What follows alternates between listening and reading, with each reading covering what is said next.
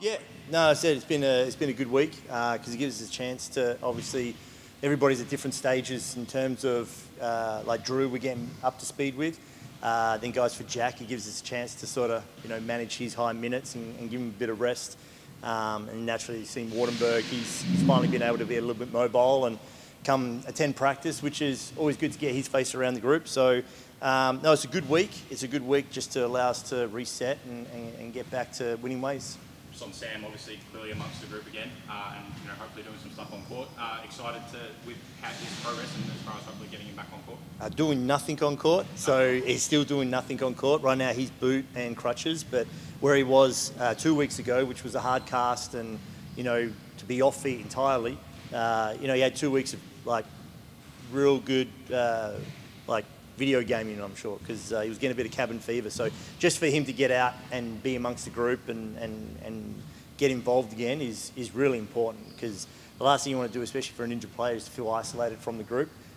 Sam's such a big piece of who we are. He's our captain. He's the guy that's been with me now for 3 years. So even though he's injured, I still want him to be part of this journey, and his contribution, which is now mainly verbal, especially during video, is just as important. So you got the Wildcats on Friday. Obviously they lost their big guy in Cotton, but have still looked really good so far to start the season. What do you kind of make of the matchup? Yeah, it's a different identity team. Again, JLA poses a different threat to what they've had previously. So, they're doing really well. They've secured some gutsy wins. So, they're going to come in here with confidence after going 2-0. On the other side of the coin, we're looking to bounce back, obviously, from a disappointing loss, especially in front of our home crowd. So, there's a chance for us to redeem ourselves there. I think obviously you can put last week's loss down to a little bit of tired bodies, high minutes and all that. But obviously we have another doubleheader coming up this weekend. It's not going to be an uncommon thing. How's that going to be better managed to avoid the loss? Yeah, I guess like the mental calluses you build from being experienced to that. So the schedule is as fallen that it's carbon copy, and we basically do it again, where we had the double last week to come home and play Adelaide. Here we have the double again to come home and play Adelaide, to then play Perth and Melbourne again after that. So, you want to make sure that the things that we experienced and we talked about and the things that we can identify and actually fix are fixable, and that we acknowledge those. But, it's just the way the schedule falls. I said we've had 8 days without a game. We have 7 days with 3 games. You just got to prepare for it the best you can. The guys prepare themselves mentally and physically for it, and then we roll the ball out and we play. Was this week's preparation similar to that of after round 1? A little bit intense, I'd say, or? It is a little bit different, just because with the addition of Drew, it adds to a little bit more of the relearning, I guess. So, as we're trying to learn to play with Drew, Drew's obviously learning to play with everybody else.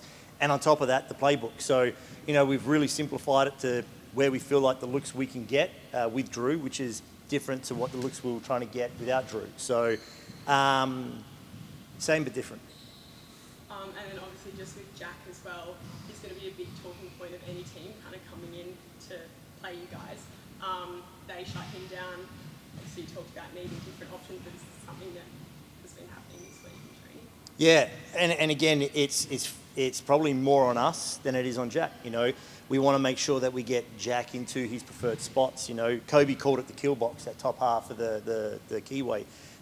Jack's really good at it. But if the defense is comfortable sending 3 guys because we've got 3 of our own guys sort of loitering in the wrong spots, it doesn't give us many options. So the main thing for us this week and moving forward is to make sure we maintain the integrity of our spacing and hit those receiver spots. So if the defense does want to send a defender, we're going to have a wide open shooter. And then it's on those guys to be able to knock down those wide open shots, because Jack is a willing passer.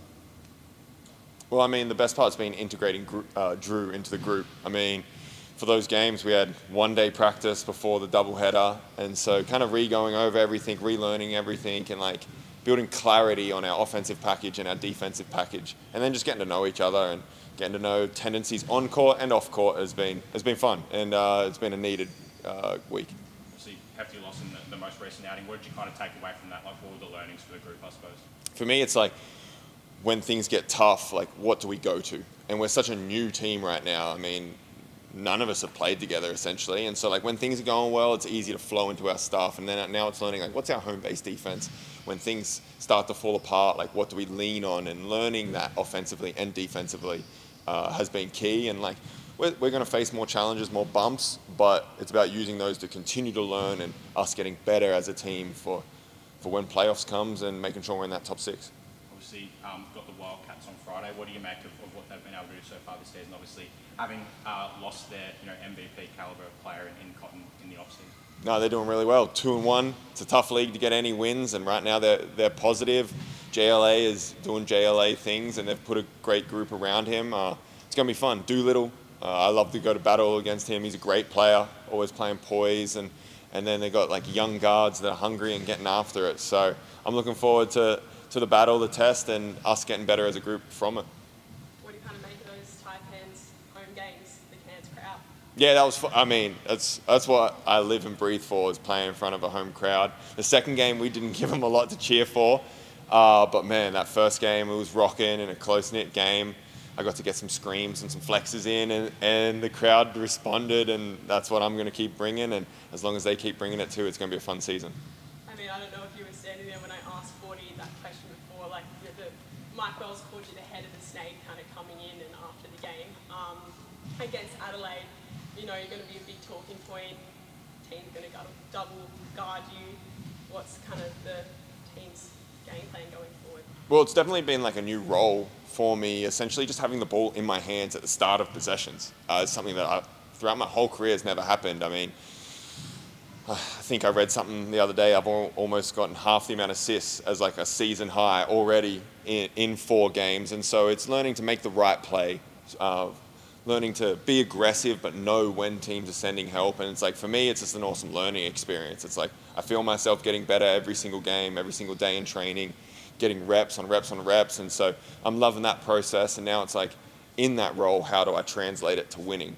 Because like without that, then whatever I'm doing out there is irrelevant. So it's like, how do I manage those doubles? How do I manage being aggressive while getting everyone involved and learning that, and I'm having fun learning that. And so it'll be good. There'll be some ups and downs. Like last game, I had, I think, 6 turnovers, which probably was a career high too. But we'll get better from it. Obviously, new team, new starting 5. How do you feel like it's kind of gelling coming into this country? I mean, off court, it's amazing. We've got a great group of men. And for me, like, we're not going to splinter when challenges comes. And I've been on teams before that have broken halfway through, and you can notice it towards the end of seasons when it happens. And so, like, for me, that box, which is such an important one, is like ticked. And then on court just takes time. It's like we've had beautiful glimpses of basketball and some really ugly basketball. And for me, like, that just takes time. It takes reps, it takes practices together, it takes versing different teams. And it's like, you know, Adelaide came out and punched us in the face, but we get to play them 3 more times. And we're going to get better every single time. You mentioned those ball carrier duties that you've been taking a little bit more. How have you found the balance between yourself? Obviously, Drew does a lot of it as well, and you know, Rain Smith as well. How's that kind of balance been working between the 3 of you guys? Well, it's fun watching Rain too, because this is his first time. I mean, in college, he didn't have a lot of the ball in his hand. He was a catch and shoot guy, running off kind of stagger screens, down screens and flares and stuff. So it's been awesome, and we're all learning together. Drew coming in gives us that like poise and calmness that a point guard just has, something I don't have. You know, Rain not yet. It just takes time. It takes years of having a ball in your hand. Like for me, when it's in my hand, I'm thinking score, score, score, bucket, bucket, bucket, make a play. Versus someone like Drew, who's putting people where they need to be, thinking about the best action for the team. Like there's different levels to it, and that's why we brought him in, and he's going to help us a lot. And just lastly, how are you enjoying Cairns? Obviously, moved up here with the family, and that, has it been a good time for you? Yeah, it's been the best, man. River right next to my house. This temperature's perfect. I got a pool in the backyard. Man, wouldn't want to be anywhere else. The dog's loving it. Flew her up. So, man, beautiful. Surrounded by the mountains. That's the type of life I want to live. Like, I'm from far north New South Wales, so that kind of tropical, laid-back environment, like that's where I belong. And just last one, were you proud of your little brother for scoring his first NBL points? Yeah, definitely. I mean, we ride in to practice every day together, and that hasn't gotten old. He gets on my nerves a little bit, but we love him. But seeing the amount of work it takes for someone just to be able to step on an NBL court in a regular season, like, that's a lifetime of work. And he's put that in made a lot of sacrifices, gets after it every single day, and for him to go out there and get a bucket while I cheer him on the bench that's what it's all about.